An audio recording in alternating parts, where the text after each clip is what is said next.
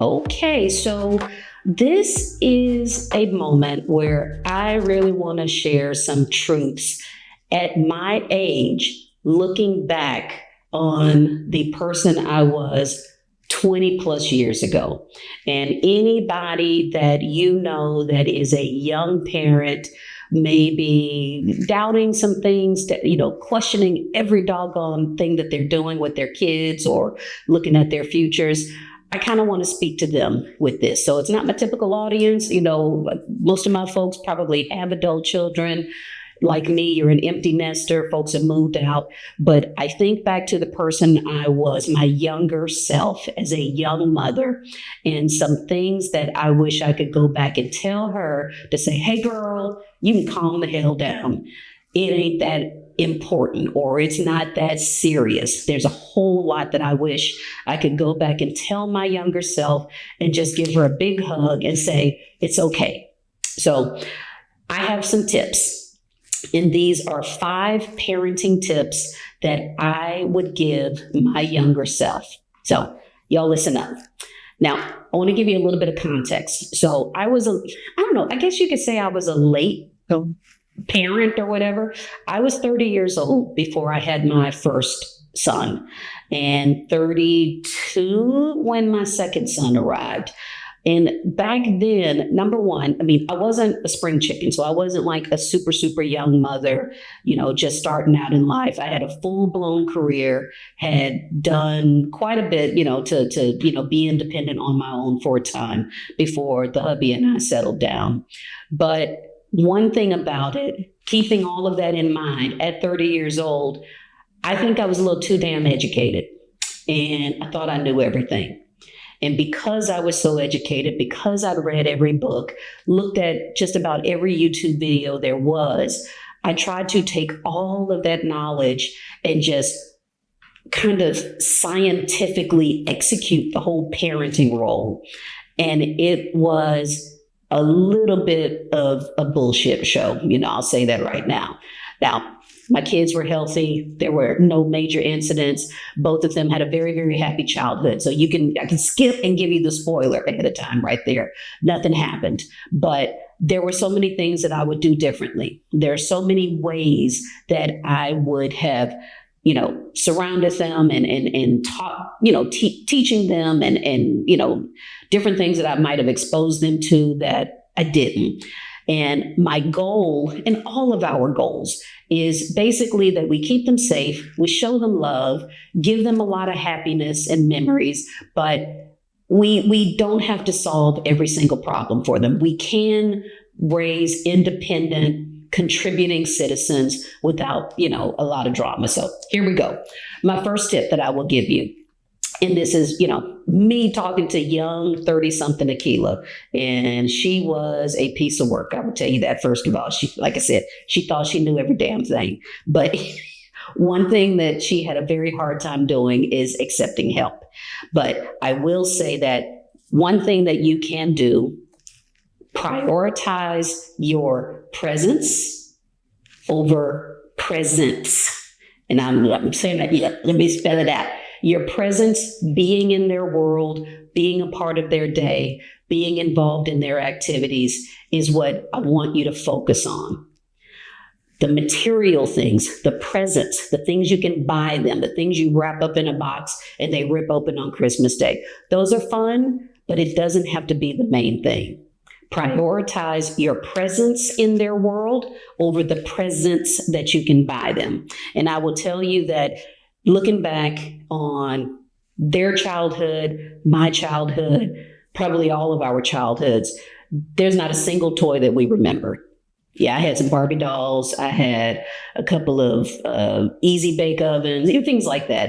Those are things that I kind of vaguely remember playing with as a child. But the memories that stand out are the times hanging out with my parents and my sister.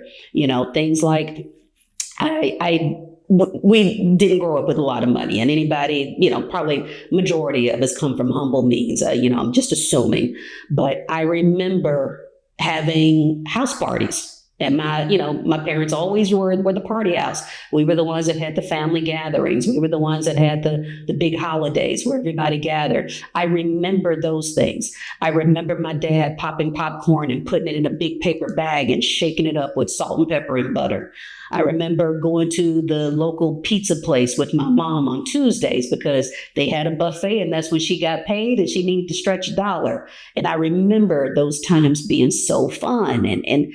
But can I really say that there was one toy or one thing that they bought me that was life changing? Probably not. But I do remember the times that we hung out together and we made memories as a family. Same thing for my own children. And there were a lot of things that I spent money on. There were a lot of things that I would, present to them, take a picture, post it on Facebook, and I got the accolades from everybody. But really, it was the times that we would sit on the floor and play video games together, or we would have a dance, off or something right there in the living room. Those things I couldn't buy. Those are memories that I believe that they will carry with them instead of the things that I was able to pay for. So as a young parent, younger version of myself, if you might be a younger parent, remember that your presence over the present.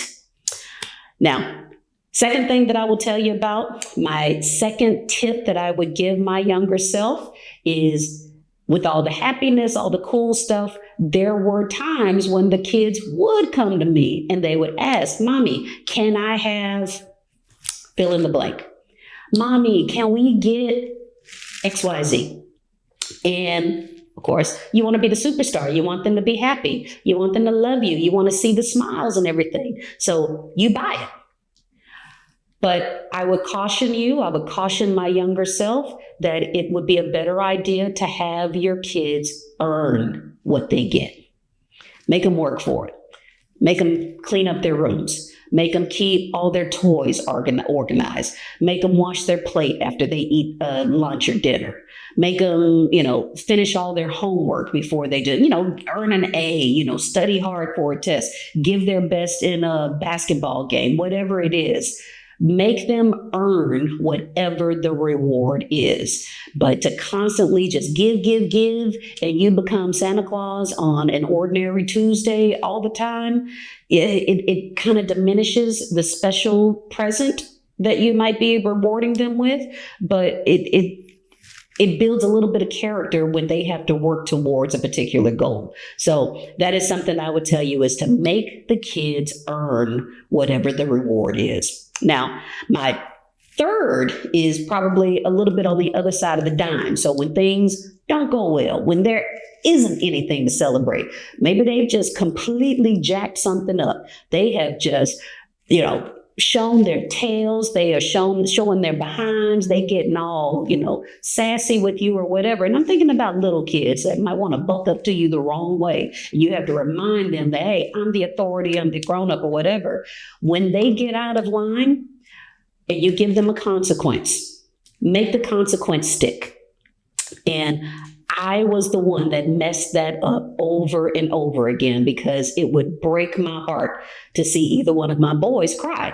It would just completely tear me apart to see them, the big, pretty brown eyes, and they would just be crying, turning red and sad, sitting in the corner. And to know that whatever I did or said, whether I'm fussing or I'm angry or whatever, and to know that I caused that was, it would really break you down. And I was sometimes the one between my husband and I that I would get soft before it was necessary. So they would mess up. There needed to be a consequence or whatever the punishment was. And I would be the one that would go and say, okay, you know what? They've already, been, punished for 4 days. Maybe we can ease up. Or they had a bad day yesterday, but they had a good day today. Maybe we need to forget about the whole punishment altogether. And I wish I hadn't done that. Because later on, as the years would go on, as time would go by, my authority was diminished over time. If I'm being real with myself, it's the truth that there were times when I would make those threats. Hey, you better not do that or else. It got to a point where my kids didn't fear the or else. It got to a point where they expected that I would eventually go easy on them. And I regret that. So it doesn't mean that I had to go crazy and pull out a belt and just abuse and knock everybody up against the wall. Hey, but when there was a consequence and I took the toy away, or I said, hey, you go to your room and there's no TV, there's no computer, no whatever, I should have let it stick. I should have let them feel that. I should have made it hurt a little bit so that they would know not to cross those boundaries again. But that is a place where I messed up, and I wish I would have done it a lot differently.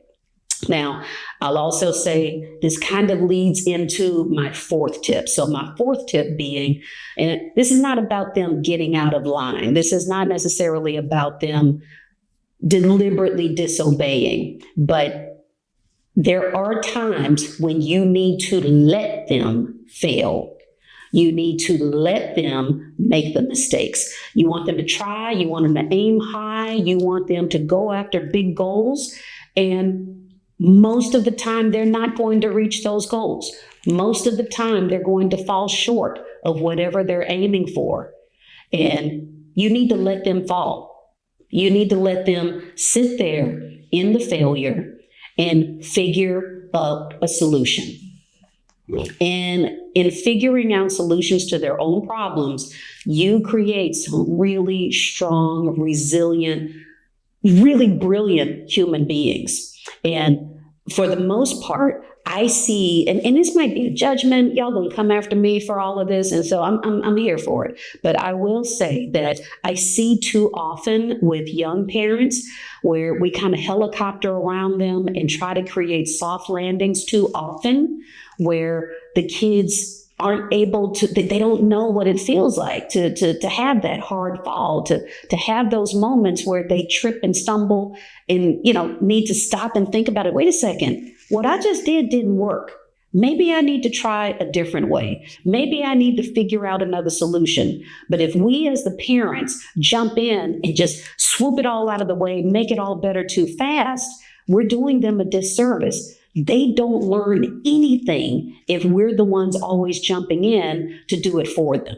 So yeah, you got to kind of make a judgment call. I'm not saying that you got to be hard on them every single time, but allow them to fail more often, and you're going to see your kids becoming way better problem solvers. You're going to see them able to pick themselves up a lot quicker, and they'll impress the hell out of you really, really quickly. So let that happen. Let them fail, and let them fail often.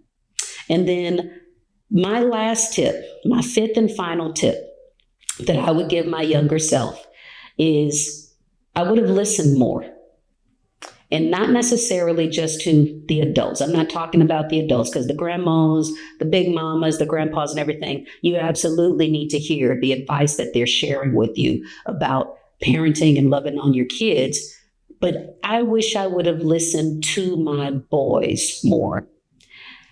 There's a lot to be said about a child's laughter, about the wonder when they discover things for the first time, the way they see the world so innocently, the way that they start connecting dots with things that you take for granted all the time. And I did okay in that area. I'm not saying that it was a mistake that I made, but I think I would have been more intentional and just sat back and really taken more moments where all I did was just let them babble on. Now, my kids are fine. Like I said, I give you the spoiler that they are off. They are independent young adults off at college right now, and they turned out okay. But they talk to us a lot less as they get older. They reach out not as often. It's kind of reverse, where I'm kind of chasing after them with a text message or a phone call, or, hey, I'm waiting to hear from you, or don't forget to check in on Thursday, things like that. So as they go off and live their independent adult lives, all I think about are those moments when they were younger, where I miss hearing those goofy laughs. I miss moments where we would just sit at the table and talk about absolutely nothing. So to have that again, And in today's technology, I probably have a lot of video of that sort of thing. Those are the things that I miss. So to say that if I could go back 20 years and capture more of those moments of them just blabbing on about absolute nonsense, that is the biggest thing that I wish I could go back and change. So take it for what it is. It is just advice that I'm pretty much giving my mature self to my younger self. If you are in the same situation, if you are a young parent, you're thinking about what am I doing right, what am I doing wrong, I hope that there's something in that you find useful. And hey, let me know if you try it out, if you reflect on it and you say, hey, I tried it out, it worked, or hey, that was all bullshit, girl, whatever. I want to hear from you. But this is a conversation that probably needs to be had. So with those of us that are midlifers, let's go easy on the young folks and let's share what they want to hear. Let's make sure that we keep building that village, because these young people matter, and the next generation after that is going to matter. The next generation after that is going to matter. So as we learn, let's share. All right, y'all. See you later.